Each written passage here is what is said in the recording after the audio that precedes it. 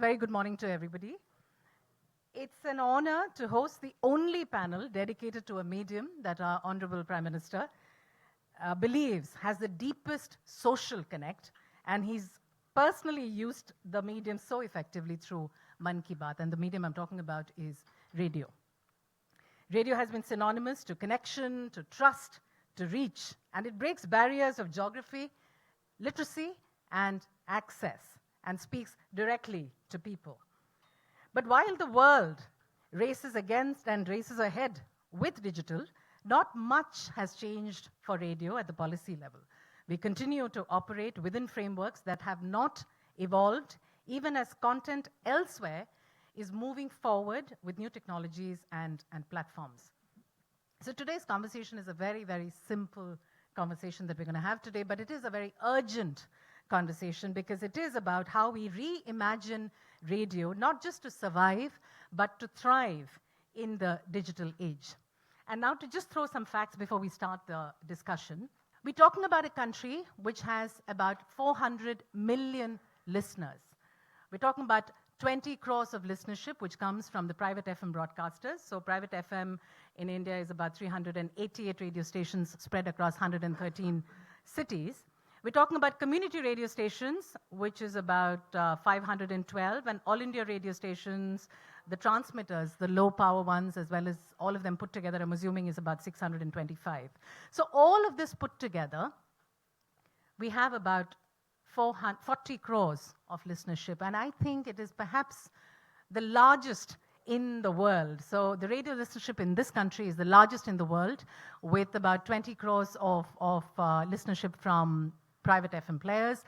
All India Radio commands about 19 crores of listenership through rural and urban markets, and about community radio would have about 1 crore listenership. So all put together, about 40 crores of listenership is what we are talking about. But having said that, I do not think that it has the deepest penetration. So when we're talking about a country of 145 crore population, and if we have about 40 crores of listenership, we still have a long way to go to reach to the audience, particularly not just in the urban markets, but also in the rural market. So, Jackie, my first question would be to you. You're a radio person. In the heart of heart, even before you're president DAB, you're a radio person. So my real question would be that technologies like HD radio, DAB, DRM promise better sound, more sub-channels, and a lot of added features, and we'll talk about it later. But what does these really mean for the average Indian listener? Well, first of all, I want to thank you for having me here. And namaste, everybody. And shukriyan. So, indeed, I've been working in radio for 38 years. It's a long time. And it has always, there's two things that are very important in radio. First, it's the content that we make that touches the hearts of people. We bring news when we are allowed to, so that is an important thing. And we bring entertainment. And there's always a voice that touches your heart if you listen to radio, so you never have to be alone. And this is what you want for everybody in your country. And nowadays, many things have happened because it's shifting. We can see the shift from analog to digital consumption. And it gives a lot of opportunities for other parties than radio also to get the share of ear. So we are here, although we are different techniques, and it's up to a country what you want to decide, what you want to use. So I'm not here to tell you how you should do it, but I'm here to explain how important it is that not only stay analog, but make your strategy known and talk with each other. Collaborate between private and public broadcasters. Talk with the government on your aims. What is it? What holds you back? And make sure you keep a vibrant radio market by exploring what are our options to make the best services. And that's what you will hear today in this 45 minutes, which is very short, from the various techniques that are available for that next to internet. But is it true that the 400 million listeners that we're talking about, if we convert to digital radio, and I'm particularly not talking about digital terrestrial radio only, but digital radio in its entirety, would the listenership grow from 40 crores to an 80 crores? I'm told it's going to be doubled. Is that true? Well, that can only be true if the coverage of your networks are correct. So we always say we have 5 C's. So first the collaboration, and then the first C below that is coverage. If your coverage is correct, and for you learned me also that it's all local radio that is here. So you have to make sure that the networks that you choose to build are covering the right areas. So if the coverage is there, then yes, you can grow. We have seen examples. I represent DAB+, which is a global rollout which has been all over Europe and in Australia, Africa, and also in Saudi Arabia, Kuwait, Bahrain. So there are many countries that use this. And there we can see the growth, not in every country, because they're all in different levels. So when you just start, it's more an investment. Therefore, it is so important to know what the needs for exactly commercial radio are. And that commercial radio needs can be talked about with the government, so they can, for example, loosen some rules that are currently there. That can be either on the money for music rights, for example. So yes, you can grow your audience. Yes, you can reach more, because what I understood is also what the government wants to achieve is, number one, educate people more, that the people that they cannot reach currently with digitization, and you digitize over 2 areas, terrestrial and internet. But as we can see, if there are floods or other terrorist attacks or whatever, you know that the internet is not sufficient. You need a broadcast backbone. Whatever that broadcast backbone is, you can keep your FM, which comes at a price. You can digitize fully, and even with an aim to switch off FM, like Norway or Switzerland, but it doesn't always have to be the case. So it really depends on the wishes of your country. All right, so assuming that policy and tech alignment, Alex, this question's for you, but assuming that we're aligned as far as policy and tech alignment is there, how long do you think it would take for digital radio to reach a base of the current 40 crores listeners in India? What do you think? Is it going to be a parallel thing? Is it one, you switch off one and you turn on the digital radio one fine day, or is it something that's going to go parallel and we're going to phase things out? Yeah. So introducing digital radio, as we have learned over and over again in the world, is not just the question of setting up transmission. That's one aspect. It's also the aspect of looking at and working at content that is exciting, that is new, that is exclusive on digital, using the new opportunities. And then we have the whole question of developing the receiver population in the country and the ecosystem. That is a crucial part that has to be orchestrated just as much as the transmission side. It doesn't happen automatically. As a good example, in Europe, we've introduced the regulation that the car industry and also regular radios have to support digital radio going forward. That's a clear message that you give to the industry to make sure that over time the receiver population and the ability of people to receive digital radio grows. And then the benefit of that is once you have achieved the sufficient coverage and the percentage of listeners on digital, that gives broadcasters the opportunity to consider switching off analog stations and benefiting from these huge cost savings on the transmission side. And today we see that in India in particular, we are already in a very, very good position with this migration, even before the decision on FM band has been finalized, because today more than 7 million cars on the road already have support for digital radio.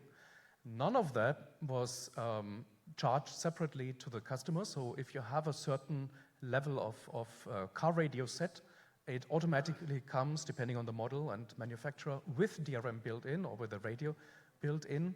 And this is how you start building out the receiver population. Then you have, of course, the second category, desktop radios, where people can easily go and buy a radio and listen to digital radio in their kitchen, in their living room. And the third category would be the mobile phones. Yes. And mobile phones are crucial, not just for the entertainment news aspect of digital radio, but also for the aspect of making sure that the governments have a direct access path to people in cases of crisis, as Jacqueline was saying. So if you are in a situation, whether it's a terrorist attack, a flood, a major earthquake, something that really brings down your infrastructure locally, and you don't have TV services running, maybe no power, you don't have the cell phone networks, or they are intentionally switched off. In all those cases, you still have the broadcast services on digital radio running. And radio in general. One of the needs in the Indian market is also to penetrate into the rural market a lot more effectively. Private FM players are not there in the rural market. It's only the dominance of All India Radio. But I think it is equally important to penetrate into the rural market a lot more, and I do hope that digital radio can help that. Mr. Vempati, I'm a very big fan of you, particularly at your stint as Prasar Bharati CEO, because under your leadership, Prasar Bharati made some really big strides in digital transformation, from the News on Air app to expanding the digital reach. And you've shown everybody how legacy systems can adapt to today's media landscape. But having said that, why do you think the private sector is really struggling? What do you think is really pulling back the radio sector and they're not making the shift towards digital? Yeah, good question. Thank you. Thanks for having me. And I think it's good to see a lot of colleagues from All India Radio who have worked with me over the years. It was interesting that you spoke about News on AIR, you spoke about the, terrestrial radio. You missed out probably nobody even talks about it, but it's the radio platform with the biggest reach in India, which are the nearly, 30, 40 radio channels on DD Free Dish with satellite reach right across the entire country. So we have not just terrestrial, we also have satellite radio, but it's not talked about as much. So to your question on why is private radio struggling, I think it goes back to a fundamental problem that I've seen for a while now, which is the measurability of radio, right? And the fact that radio, because of its inherent nature, is not measurable, and I think that has perhaps been a big barrier. And I think that is where potentially, bringing the capability to mobile phones maybe will help you solve that problem to a significant degree, because on the mobile phone you have the programmability, you have the ability to, you have a return path that's available either on Wi-Fi or on 4G or 5G and so on. So you can potentially start measuring what content people are consuming, how they're consuming, and then hence that makes the medium far more monetizable than it has been in the past, right? I think that's perhaps one of the biggest barriers that I see. The other question, of course, is the ecosystem, which Alex spoke about. Because unless you have economies of scale, the price will not come down. And I think that is where India, being one of the largest markets, I think with a good amount of planning, coordination, and alignment with international partners, I think we can create that economy of scale to bring down the cost, which makes it viable and also monetizable at the same time. So Ted, my next question's to you. You've been in your early 20s, you've been making radio sets. In your early teens, he's been creating radio sets. Can you help us throw more light on how feasible is it to integrate digital radio capabilities into mainstream mobile devices, and what are the challenges one would really see? Is it just a matter of a chip? Is it a matter of the mobile operators not cooperating? I do know that the iPhone industry is not very open to allowing radio on mobile phones in India, but the Android set is definitely open, and the consumption of Android phones in this country is a lot more than iPhone. So what are the challenges, and how feasible is it? So happy to address that, but I do want to take up the point about measurement, which I think is important, because we saw that in the recent TRAI consultation about the importance for measurement. There are systems elsewhere in the world that actually allows broadcasters to see exactly what people are doing. One of them is Radio Player out of Europe, and Xperi has a technology as well called AutoStage, which builds into cars and allows the manufacturer to actually see what people are doing, what they're listening to in the radio, when they're switching on, what they're listening to, and it's anonymized, so there's no issues about privacy. This has been, we've about 11 million cars on the road, and we've actually got cars in India. So it's a small sample size, and it's top-end cars. There's no relevant market information other than what people in Teslas and BMWs are listening to. But I can actually pull up stats on India and see across India the hotspots where these stations are being listened to, what people are listening to, and actually rank out the stations. So once you get broader ecosystems that can allow you to get that data, that increases the value to advertising. The other thing about digital radio, whatever form of digital radio is chosen, you get a better graphical experience on the radio set itself. And NAB did some work showing how digital radio increased revenue ads in the US when it was used because it was a more compelling experience. So these broader digital ecosystems, like radio's been going for 100 years. If you want to be going on 100 years from now, these are the kind of innovations we need. In terms of the market, we see like in Europe and the US, car is the big thing. Car is very important in India, but we understand the importance of mobile. So there's a program called Blue Peter, where they used in the children's program where they would prepare things and say, here's one I prepared earlier. We actually have a design of an HD radio mobile, which has got an integrated circuit in it, which can pick up HD radio. It can also do DAB, and it can do DRM if need be. And this is a low-cost device that has got the chip working in it and will allow you to pick up radio stations and get better experiences with FM in terms of better quality, better graphics. And the other thing we have as well is we've got an Android platform phone here that again can support these platforms. So this is doable. Once you get what you need is the commitment to get the scale, to get the prices down, to make the investments, because like for a broadcaster to change their broadcast infrastructure is a heavy lift. It's a big expense. You're going to be needed to be guaranteed you're going to get return on that over decades. So I think the experience in the US, which is what I'm closest to, is it took 20 years, but over this last we are growing year on year in terms of number of channels. We've got almost 3,000 channels currently in the US. We've got like 110 million decoders focused on the North American market. And it's growing year on year. So there is the great opportunity, but it takes that commitment. And the challenge is how do you bring in a new technology without disrupting the old technologies? We saw last week whenever Spain and Portugal lost all their power, everybody said, get your FM battery-powered receiver, and that is always going to be the last thing to go down. So in terms of how a government can communicate with its people, existing infrastructures are important. And also there's the issue about emergency warnings and alerts. These are important things. So yes, it can be done. Yes, thank you, Ted.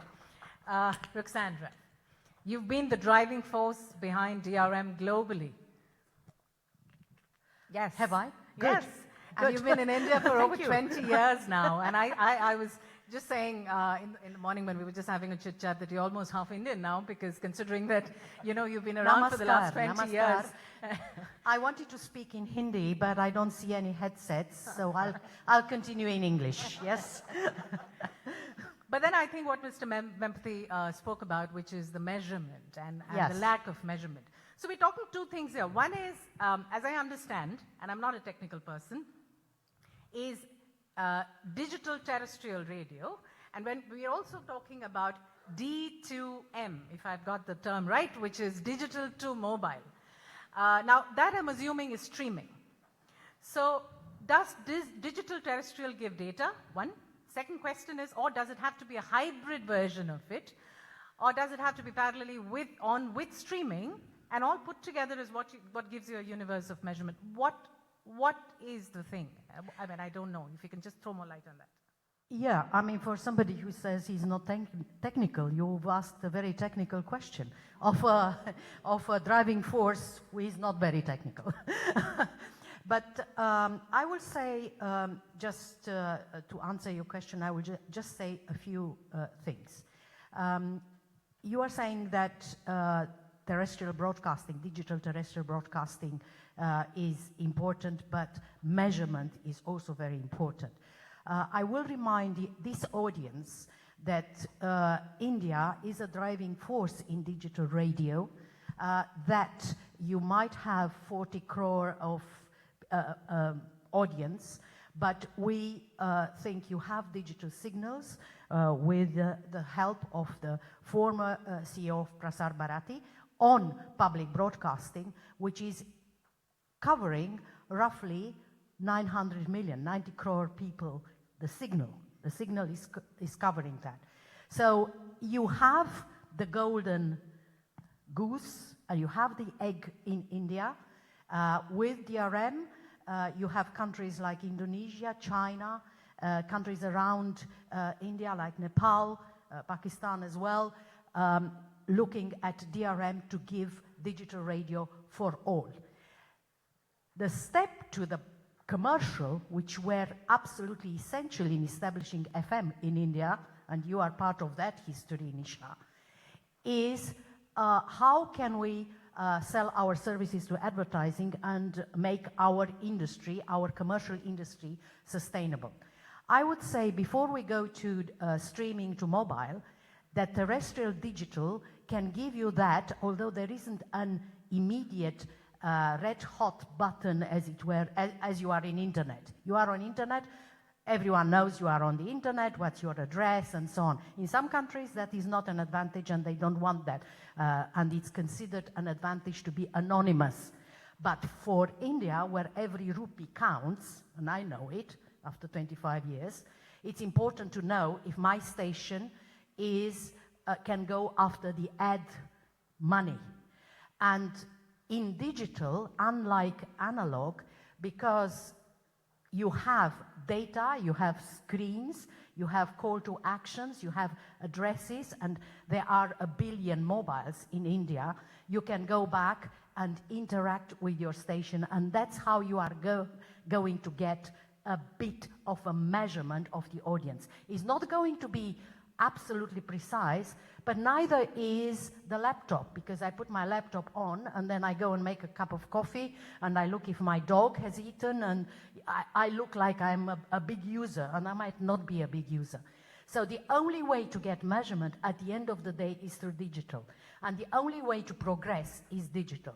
And the only way for India to take that step forward is to build on what it has. I am with Ted, I'm also with Jackie. You have to do what the country needs, and you have to do it without disturbing what is there. As far as I am concerned, as the chairman of DRM, the only way to go to FM digitization is to do it through DRM, because you want to preserve analog, you don't want to alienate the listeners that are maybe going down, you don't want to alienate the people who pay for your ads, and you want to transition them, as Alex was saying, to digital by providing them with better services, using spectrum better so the government is happy, making space for community stations so the villages, the 600,000 villages of this country also get information, Bollywood music, but also emergency warning for floods, for disasters. Radio is important. So I'm not going to turn into a politician now and tell you vote for digital radio, but that's what I'm saying. Digital radio is the way forward. And I'm urging commercial stations, your reluctance, or the reluctance of the commercial sector, we've noticed all over the world. I mean, Ted will tell you that some American stations are a bit, were a bit, not now, but were a bit. They were, but I think the important thing is you need the cooperation between. Yeah, that's so important. Yeah. You know, you cannot, it's not going to be, a new technology is not going to be made by one segment. You need the commercial and you need the public to work together. Yeah. Otherwise, it will not happen. Exactly. And things will remain the same. Exactly. I don't think it's just commercial and public. I think it is also the whole regulation, ecosystem. Policy makers, broadcasters, mobile manufacturers, everybody need to create the come ecosystem. Together. And Mr. Vempati, I do feel that there is a need for a digital radio consortium in India to be constituted. We're at this cusp of digital transformation, but nobody's been courageous enough to take that shift, particularly private FM. So what does it take, and what kind of policy regulation is required to make the ecosystem a lot more viable in India? These days in India, the phrase digital public goods is very popular, but radio is actually the original technology public good that has been around for a long time. So clearly there is a need for a very coordinated policy action, and it has to entail a series of steps on how we get there, right? And a critical part of that is the ecosystem from a hardware manufacturing standpoint. So radio is not going anywhere, I think let's be very clear about that. And in India... I think you should say that again. Radio's not going anywhere. 100 years of radio in the country, and it's not going anywhere. And as you rightly pointed out, it was the first medium of choice for the Prime Minister to do his monthly engagement. In India, you're going to have consumers at various segments, right? And all the way from the topmost premium consumers who are probably completely internet-based and digital to the lowest segment. So your strategy and the roadmap that we lay out has to have all of these segments in mind, public and private in mind. One way this could potentially be done is maybe through I wouldn't call it a mandate, but a sort of a sequence of stipulations, right? That certain categories of devices have to have a minimum capability.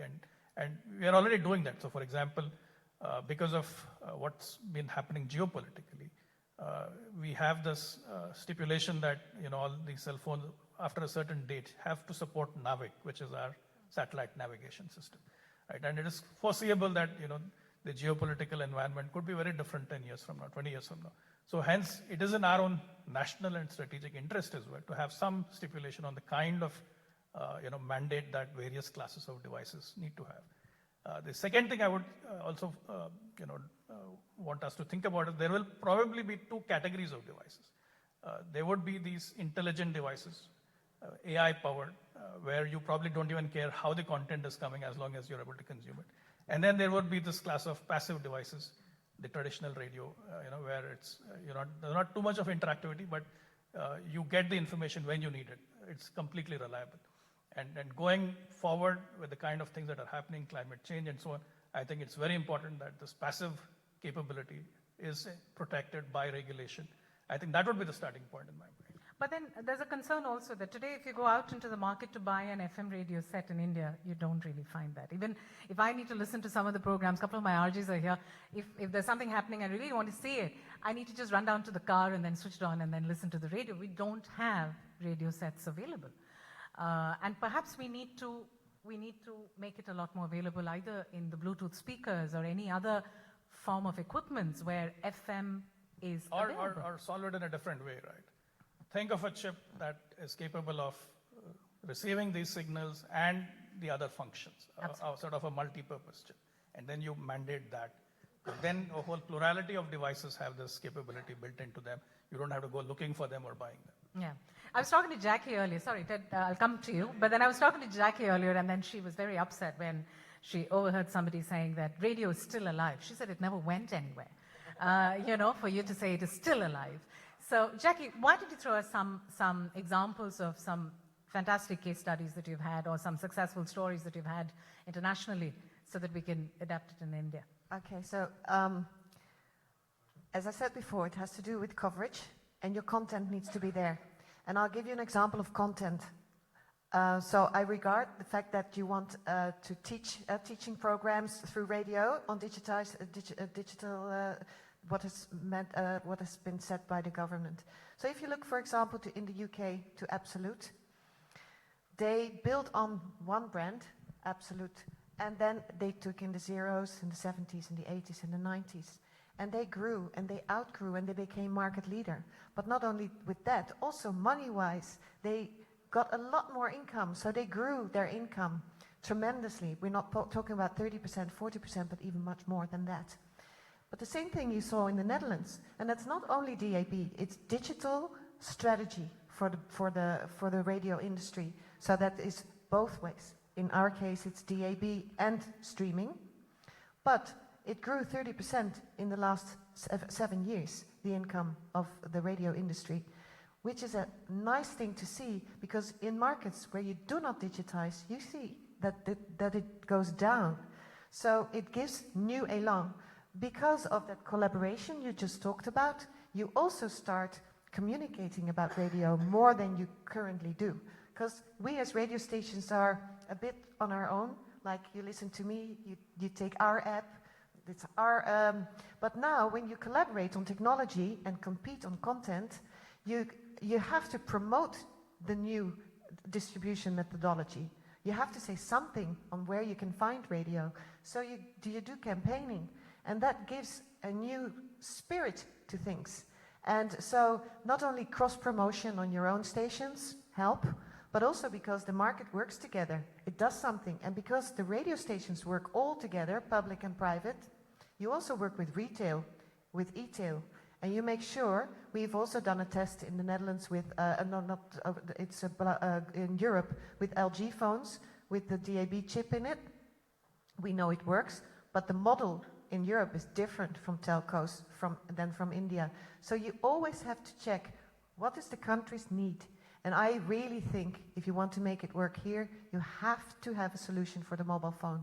So it's not only the content, because the third C is the consumer devices. And then it's cars, and then it's communication. So I touched all 5 of them in the meantime. So it's coverage, content, consumer devices, cars, and communication. And do that by collaborating all together. And you get the entire chain, from chip manufacturers, antenna builders, to equipment, to broadcasters themselves. And to get their commitment as well to create new content and create good content with a good drive time show or whatever shows are important for this country to have. We still, unfortunately, are music-driven ecosystem as far as radio is concerned. And I do think that news and current affairs should be allowed on private FM, sports commentary, devotional music. So this variety of content is not experimented by the broadcasters because the license fees are very high. And they go for the low-hanging fruit of commercial music, which gets played. And to a certain degree, a lot of independent music and Bollywood music is what's played. But yes, there is a variety of content. There is a need to bring in variety of content onto the private FM players. Alex, a quick question.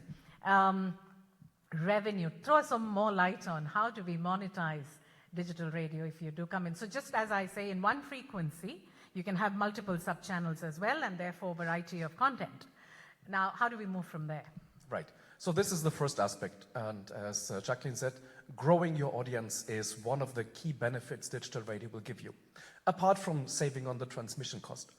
But then there are, besides the fact that you can diversify your content and reach out to more audiences, bring more listeners into the radio listening, and thereby grow the whole market. You can also find ways to monetize better and have more ad revenue from those existing listeners, hopefully the growing number of listeners.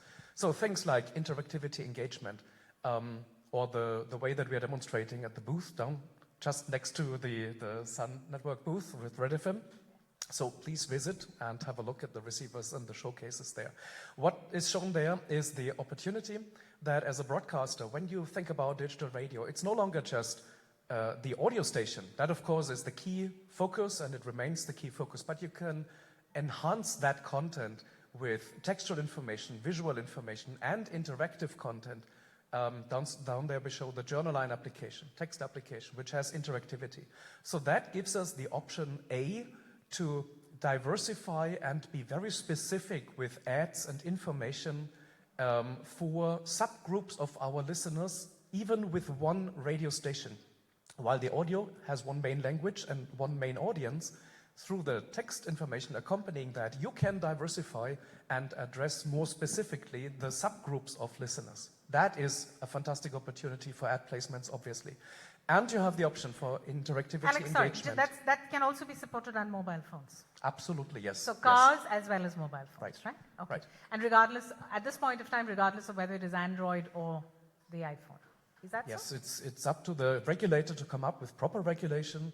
For example, in the context of emergency warning, to bring digital radio support into those phones.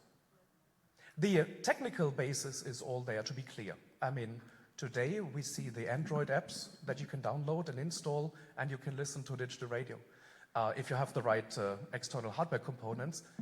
Those external hardware components, of course, should be built in along with the antenna system for the FM band, not a problem. And then we have an ecosystem which combines perfectly the IP streaming for special use cases and for the back channel with the very affordable and flat rate cost for the broadcaster broadcasting method of digital radio into people's phones and devices. Thank you, Alex. Ted, you want to add to that? No, I was just saying, if you look at the important thing here is to bring successful digital radio services to India. A lot of the features that can be brought,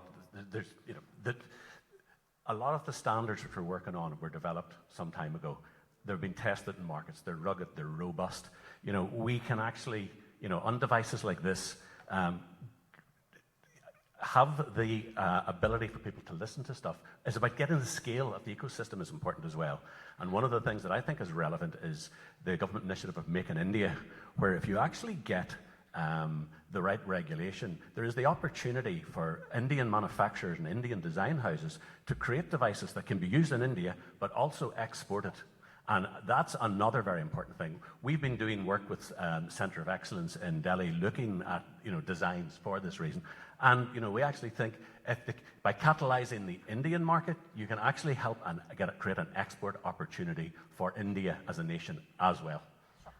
Just to say, you are more. Can you hear me? Yeah, good. I'm just repeating the invitation. Come to our booth, because trying to explain a receiver is a bit, use your imagination. But we are showing at the booth, for example, following from Ted, a small, affordable receiver, and that is the cooperation Jack is talking about. The idea of getting this receiver and the technology is based on some UK work and American know-how. However, this small affordable receiver will be made and can be made in India to Indian tastes and to Indian prices. So the receiver is affordable and is not the only one. I mean, there are other solutions.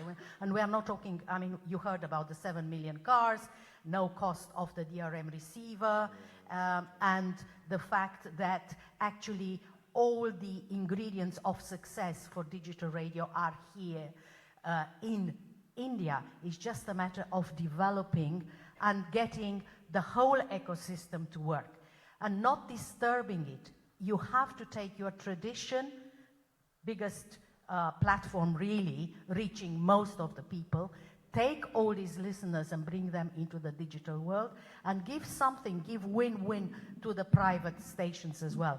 Without private station and cooperation with public stations, with public broadcaster, there is no success. It's not silos. You can't get success in silos. We have receiver solutions. We can show you how radios with Wi-Fi, with Bluetooth can multiply this, and your own mobiles can become the receivers. So that is another way, because in a village, you are not going to get everyone to buy this. You are not going to get even, I'm very happy to see DRM on this, you are not immediately going to get this. But if you have one radio station, we showed it in Africa, and we had a whole school basically with small, cheap tablets, and they were getting the internet content without the internet. Not everyone is paying data. I know it's cheap in India, but internet connections are not everywhere. But while we do have the receivers, where is the content, is the question. Yes, that's right? And important. I do think that when it comes to content, there are massive copyright issues as well. So we have terrestrial rights with audio labels, but the moment we move into digital terrestrial radio, we get, absorbed into copyright issues, and then, there's no decision being taken. So the content part is an issue, unless we move towards playing more independent music and devotional music, etc., or folk music, and India has a huge and a massive tradition of cultural and folk music. So we celebrate that on digital radio, along with news and current affairs. It's creativity that your Prime Minister was so rightly stressing yesterday. And that touches on something which is our big elephant in the room. You cannot go digital without investing. To reap the benefits, like everything in life, you have to invest. And you invest not only, as it was said, just in the coverage, the transmitters. You have to invest in content. But you have to use it very cleverly, intelligently. You were hearing about absolute music 70s, 80s. Why can't you have Red FM folklore, Red FM Gujarat, Red FM something else, and just use your archives? You still need people. You still need to employ some people. You still need to invest a little bit in transmission, but you have the CTIs. You have more channels. You can do that. So the cost can be lowered. And don't forget about the energy. I know your Prime Minister is very keen on LED lights and reducing the energy. So I think, Ted, if you want to throw some more light quickly on, we're running short on time. Indus told me I've got about 5-7 minutes, on power saving, because when you transmit and you're on the FM, terrestrial, I think it's a lot more power, but digital terrestrial will reduce well, power. Yes, digital transmission by its very nature uses less power. The problem you have is you can't switch off FM because you're going to make a lot of people very, very unhappy.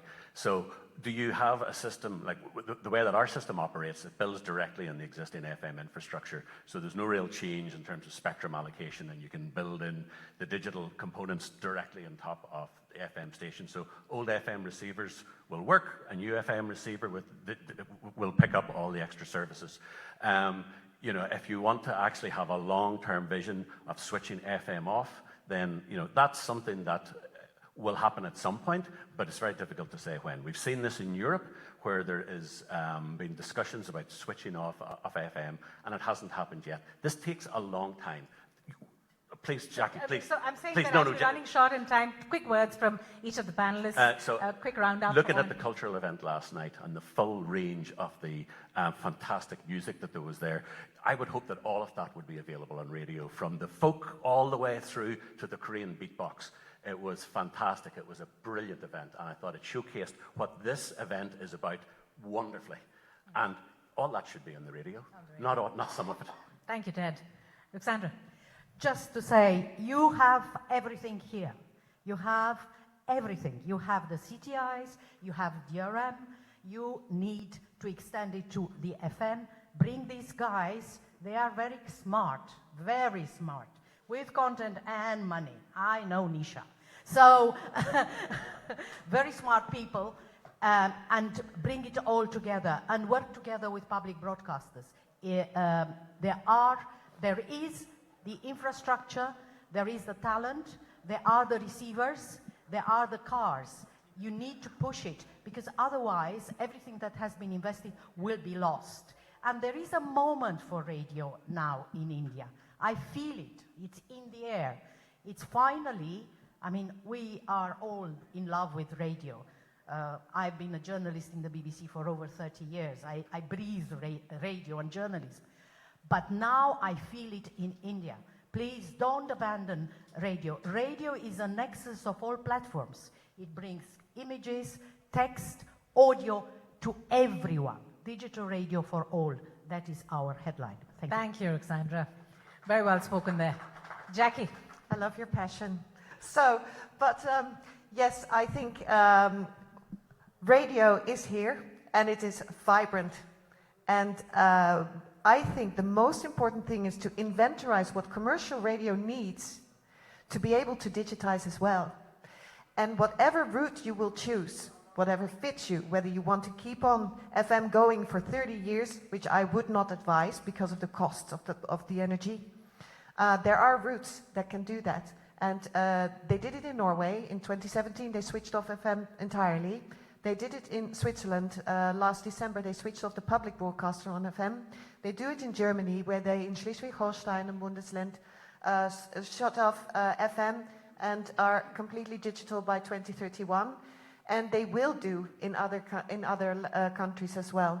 But I must say, it's not the only way to have a successful digital radio transfer. It's not only switching off FM that is the holy grail. I think the holy grail is inventorize what you need to get and keep a vibrant radio. So if you need measurement, make sure you get it. If you need coverage, make sure you get it. And if you need money, make sure that how you spend your money, you spend less on one thing and can invest in something else, and that the government gives you the options from what you need to get a healthy radio market for the future, together with public broadcaster, because you can only do it when you work all together with the government. Thank you, Jackie. Well said. Alex. Yeah, from my perspective, that's exactly the key message that we should all take away from this session. Digital radio is definitely the future. We have to look at digitizing radio in the context of India and what is required. India at the moment is not just digitizing radio, also the TV platforms. For example, we heard D2M, Direct to Mobile, the digital TV platform, which again creates cooperation with digital radio and the synergies with digital radio. We're working on that as well. So as a radio broadcaster, you can use the native digital radio terrestrial platforms and the D2M platform for your services and content with a seamless user experience. All of that is in preparation. At the end of the day, it is about the whole ecosystem, all the stakeholders working together under a clear framework. And the clear framework is the big lesson learned from all the successful digital radio rollouts around the world. You mentioned Europe, a great example, but fantastic example from my own country, where for many, many years we struggled, and severely, because there was no clear direction, no framework given by the government, and no cooperation of the industry and the stakeholders. Once that was established, once the framework was set in place, and it was a very simple step to start with by the government, just hosting a sequence of 3-5 meetings of all the stakeholders of the industry, and them cooperating, all the stakeholders from the car manufacturers to the cell phone manufacturers, in the case of India, receiver manufacturers, broadcasters, public and private, all of that being addressed and considered under one umbrella for a cohesive rollout plan. At that point, it became a success. And this is my big message to India.